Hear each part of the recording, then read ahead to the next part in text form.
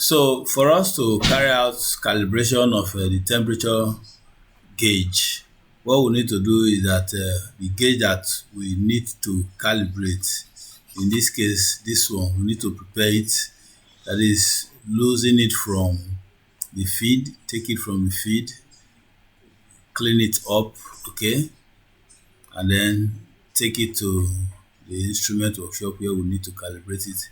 Then we'll set up the reference thermometer. If we are using a temperature bath, okay, it's just for us to plug it up and increase the temperature to the set point, okay, that we needed.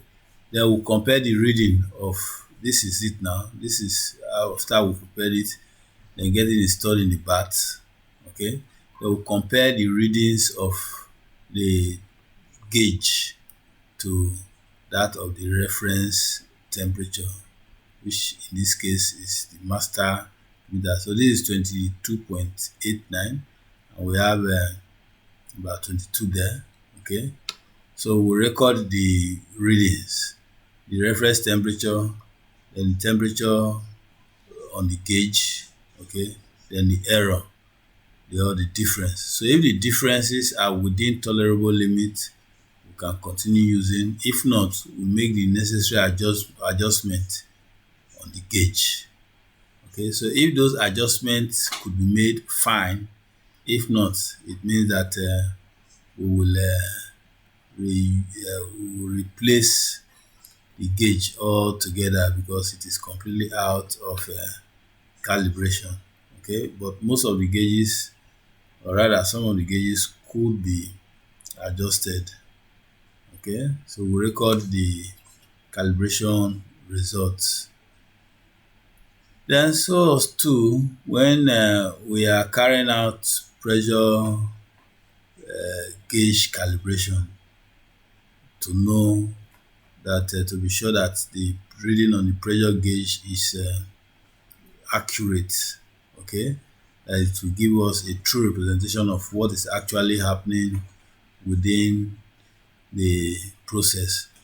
So like in the previous case, we prepare the pressure gauge, we lose it out from the process, okay, clean it up, and then take it to the workshop. Then we set up the reference gauge. In this case, this is a master gauge, which is on this hand pump, okay.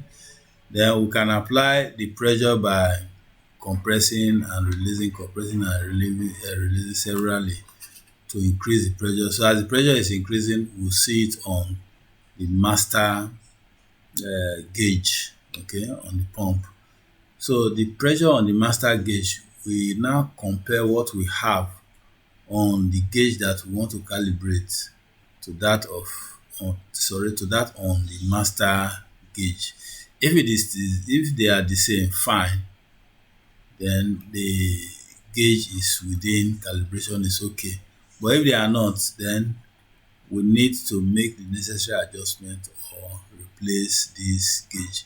Remember, the master gauge has been calibrated to meet the necessary industrial standard or industry standard, okay.